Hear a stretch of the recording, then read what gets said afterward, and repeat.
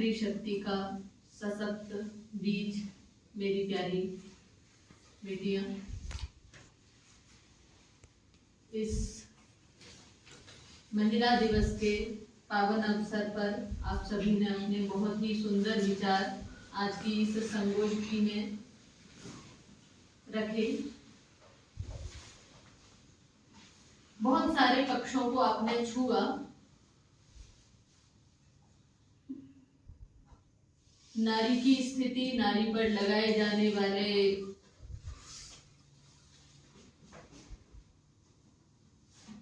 रोक, उनके ऊपर भी आपने अपने विचार रखे।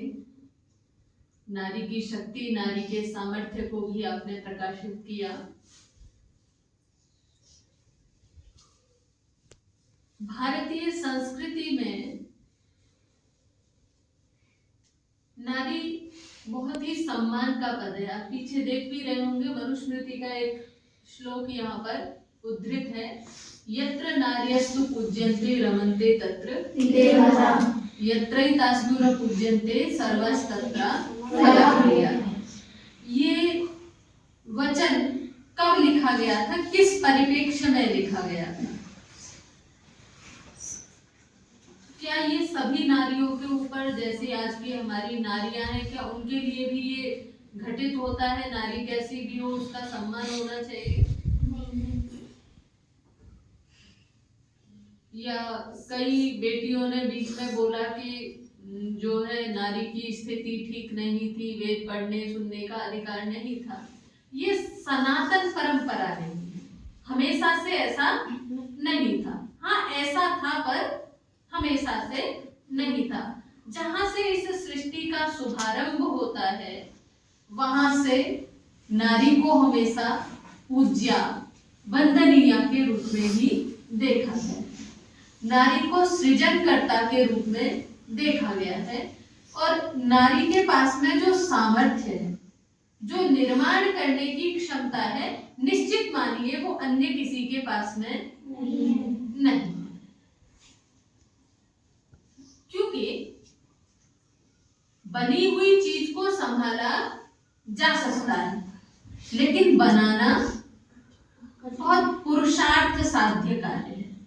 बहुत तप, त्याग, तपस्या करनी पड़ती है, तब जाकर के कोई चीज बनती है। और यहाँ तो जीवन निर्माण की चर्चा चल रही है।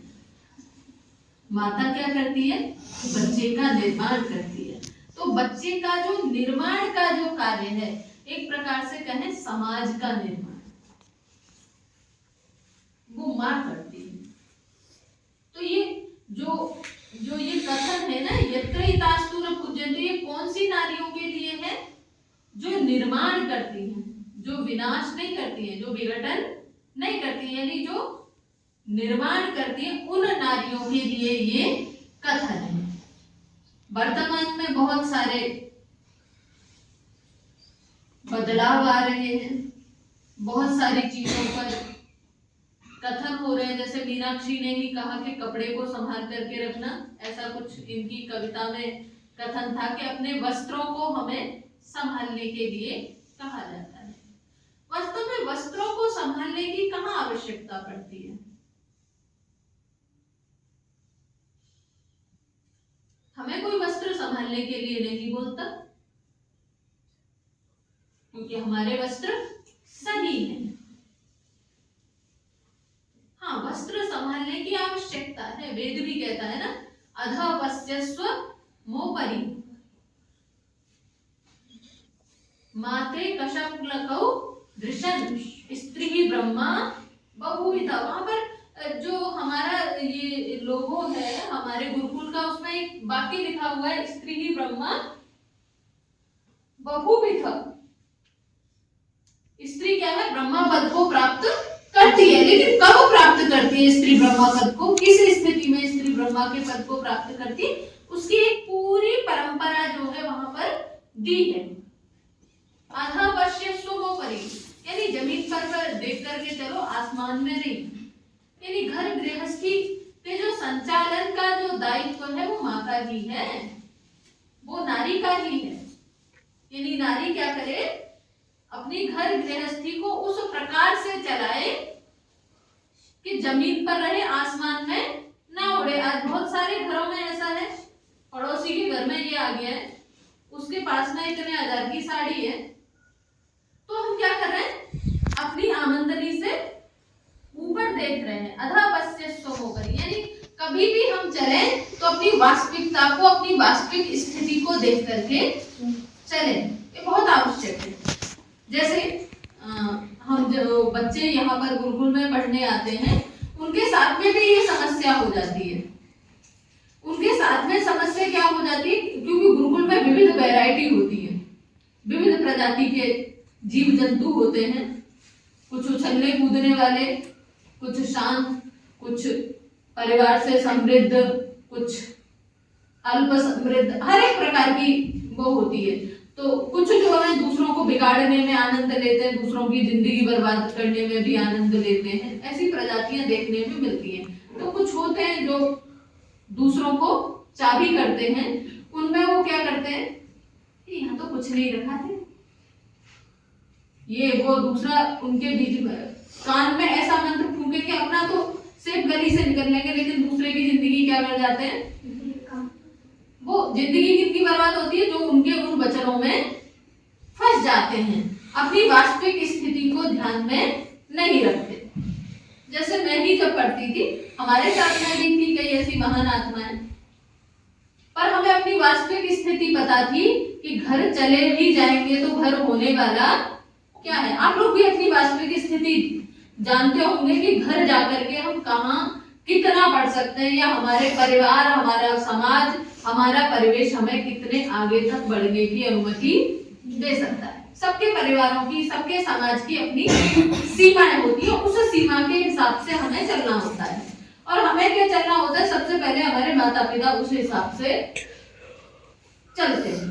तो अपना मार्ग, अपना जो चयन है वो उसी आधार पर हमें करना है। तो हमेशा क्या करना है, हमें ध्यान रखना है अपनी स्थिति का, अपने परिवेश का, यानी दूसरे के हिसाब से हमें अपने आप को नहीं बदलना है, या दूसरे के हिसाब से हम स्वयं वैसा बनने की कोशिश ना करें। अच्छी चीजों में जरूर प्रयास करना है, जरूर प्रयत्न करना है, लेकिन अपने आर्थिक आदि पक्षों को, अपने सामाजिक परिवेश को, अपने घर के परिवेश को जो है हमें हमेशा ध्यान में रखना है। तो क्या हो जाएगा, अधः पश्यस्व मोपरि, यानी नीचे देखो ऊपर मत देखो।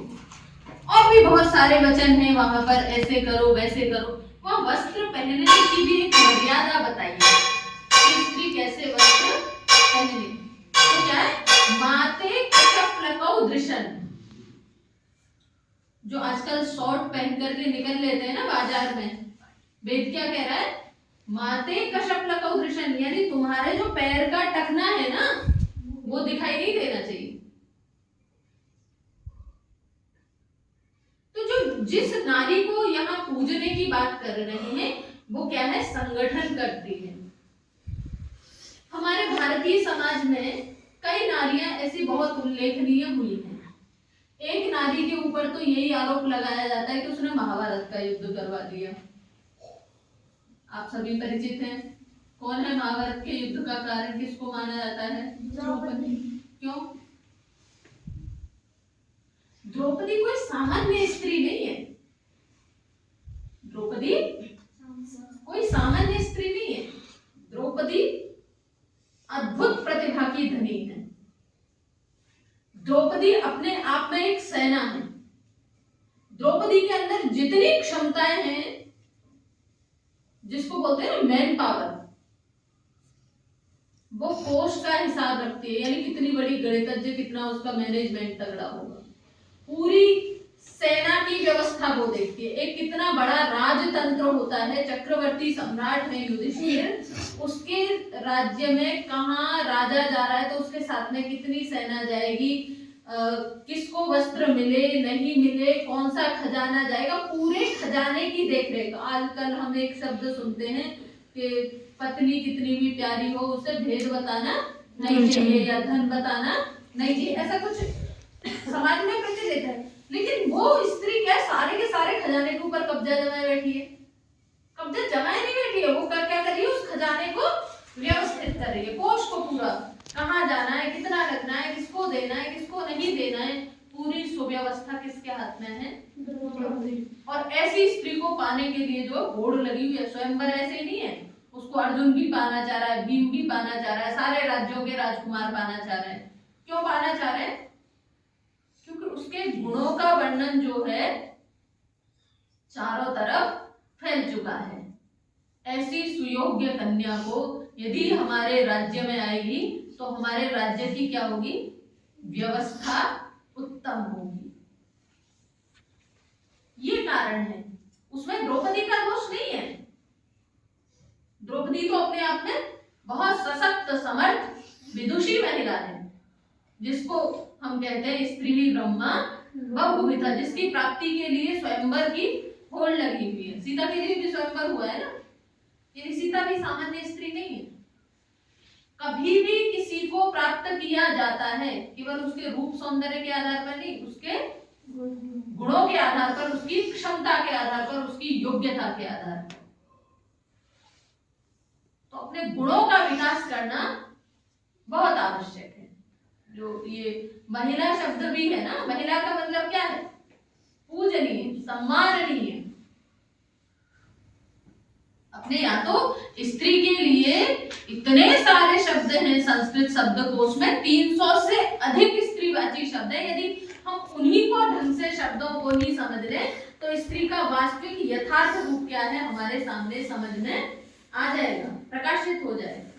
कहीं उसको भार्या कहा है, कहीं उसको योषा कहा है, कहीं सहधर्मिणी कहा है, कहीं पर सीमंतिनी कहा है, कहीं दुहिता कहा है, कहीं आत्मजा कहा है। जो भी कहा है उसके प्रत्येक किसी न किसी गुण को जो है वो शब्द सूचित करते हैं, इंगित करते हैं। पढ़ना चाहिए। जितना हम पढ़ेंगे उससे क्या होगा? हमारा ज्ञान का स्तर बढ़ेगा, हमारी ज्ञान की क्षमता बढ़ेगी। क्योंकि हम तो विदुषियों के वंशज हैं ना। गार्गी, मदालसा, लोपामुद्रा, भारती, कितनी सारी, कात्यायनी, मैत्रेयी, कितनी विदुषी हुई है, ऋषिका हुई हैं। उन ऋषिकाओं के हम वंशज हैं। ऋषिका कोई सामान्य स्त्री नहीं होती है। ऋषिका कौन होती है? जो वेद मंत्रों का साक्षात्कार करती है। जो कहते हैं ना स्त्रियों को वेद मंत्र नहीं पढ़ने चाहिए, यानी स्त्री वेद का साक्षात्कार कर रही है और आप उसको वेद मंत्र पढ़ने से रोक रहे हो। आप कौन होते हैं रोकने वाले? कोई नहीं। तो बहुत सामर्थ्य हमारे अंदर है और वास्तव में कहें पुरुषों से ज्यादा सामर्थ्य स्त्री के पास में है।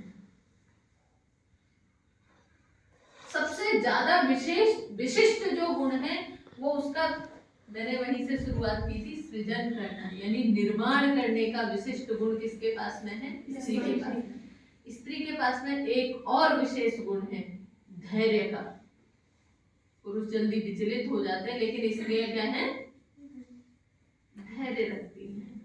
बालक कितनी, जब किसी बच्चे का निर्माण करना होता है ना, गिरता है, पड़ता है, कितने कान खा जाता है, पूछ पूछ के तंग कर देता है, लेकिन वो फिर भी उसके साथ में प्रेम से, प्यार से, धैर्य से क्या है उसको सिखाती रहती है। ये है नारी का नारीत्व।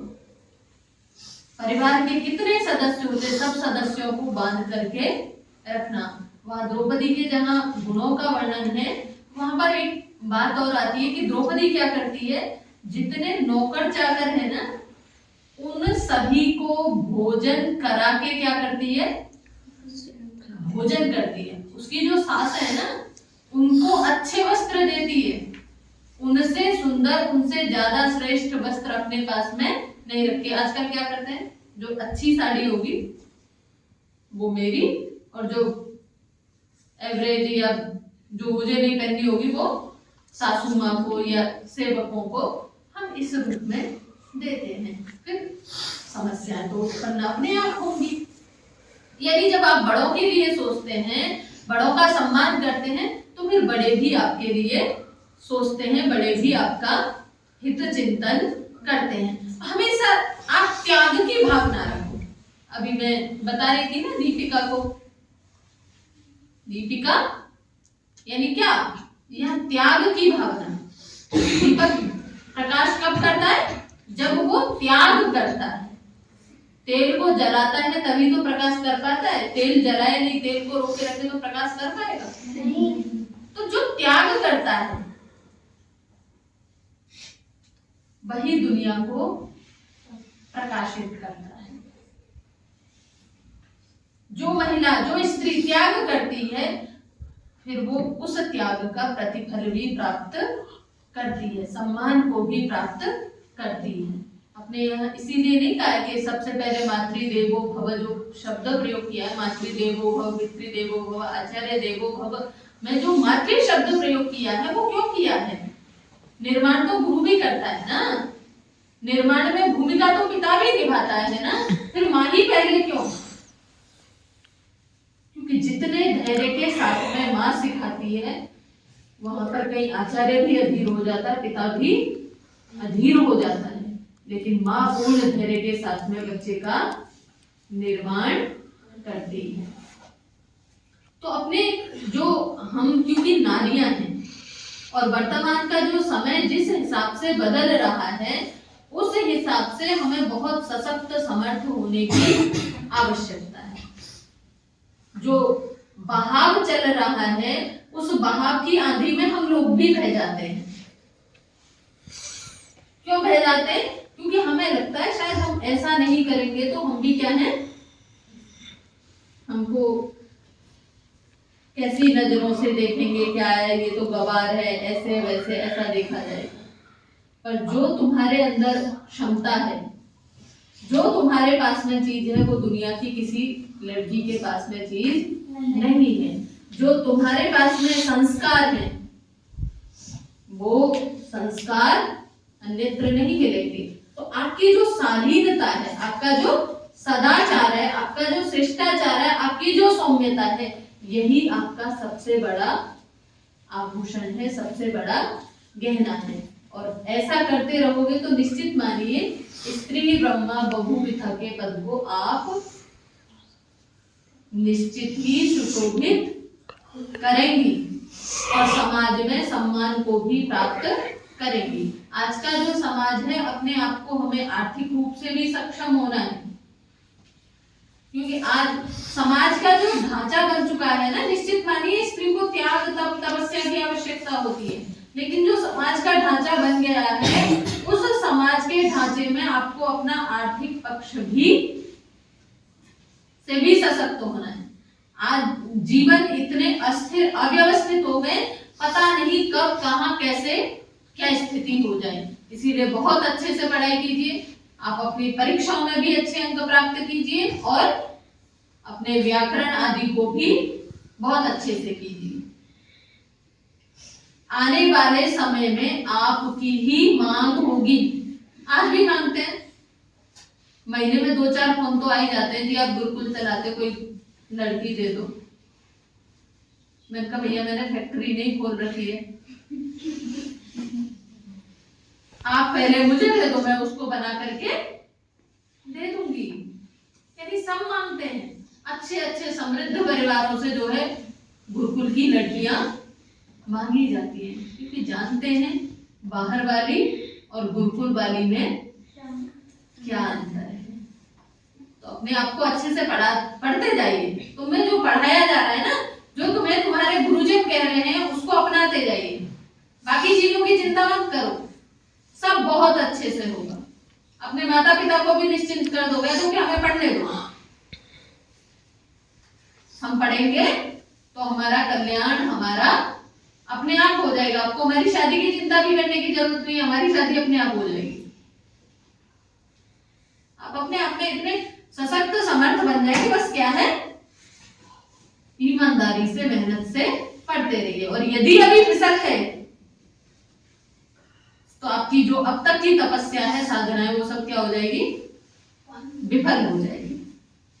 बहुत सावधान रहने की आवश्यकता है, बहुत संभल के रहने की आवश्यकता है, क्योंकि उम्र के कुछ पड़ाव होते हैं, कुछ बहाव होते हैं जिनमें हम बह जाया करते हैं, उनसे हमें सावधान रहना है। आपको संभालने के लिए आपके गुरुजन हैं, उनकी बात को मानना है, उनको अपना द्वेषी नहीं मानना है। वो जो भी कहते हैं आपके हित के लिए कहते हैं, क्योंकि वो उस पड़ाव से गुजर चुके हैं जिस पड़ाव में अभी आप चल रहे हैं। मुझे तो अपने ये गुरुजन भी जो है बालक ही लगते हैं, क्योंकि हम भी सीख रहे हैं, हमें भी नहीं आता था, हमसे तो छोटे ही है ना, तो बच्चे ही हैं ये हमारे। तो मैं तो इनको भी अपनी, जैसे तुम मेरी बेटियां हो वैसे ही ये भी मेरी छोटी बहन है, छोटी जो है बेटियां हैं। ये भी हर एक व्यक्ति को कहीं ना कहीं संभालने वाले की आवश्यकता पड़ती है, कि कोई हमें संभालता रहे। मुझे खुद लगता है जब गुरुजी कई बार बोल देते हैं ना, तो बड़ा कष्ट होता है जब गलती पे डांटते नहीं है तो ये मतलब और तो कोई कहने वाला है नहीं, यानी ये चीज बहुत कम ही खलती है कि कोई तो हो ना हमें डांटने वाला। तो सौभाग्यशाली माना करो अपने आप को जब तुम्हें कोई डांटता हो। ये नहीं होना चाहिए हमें तो सब डांटते ही रहते हैं, जो आता है वो हमें डांटता ही रहता है। तो डांट पड़ रही है इसका मतलब ये है आपके ऊपर कृपा दृष्टि है, उनकी उपेक्षा की जाती है, जिनको ये तो उद्दंड है, इसका कुछ नहीं होता, इसको छोड़ो। जैसे हम भी मारते हैं लोग, लगता है ना जिस बालक पे प्रभाव नहीं दिखना पड़ा भाड़ बजाने दो, छोड़ो इसको एक तरफ, इसका कुछ नहीं होना। डांटते किसको है, कहते किसको है, जिसमें हमें सुधार की संभावना नजर आती है। तो अपने आप को सौभाग्यशाली माना करो, आपको कोई गुरुजन कुछ कह रहा है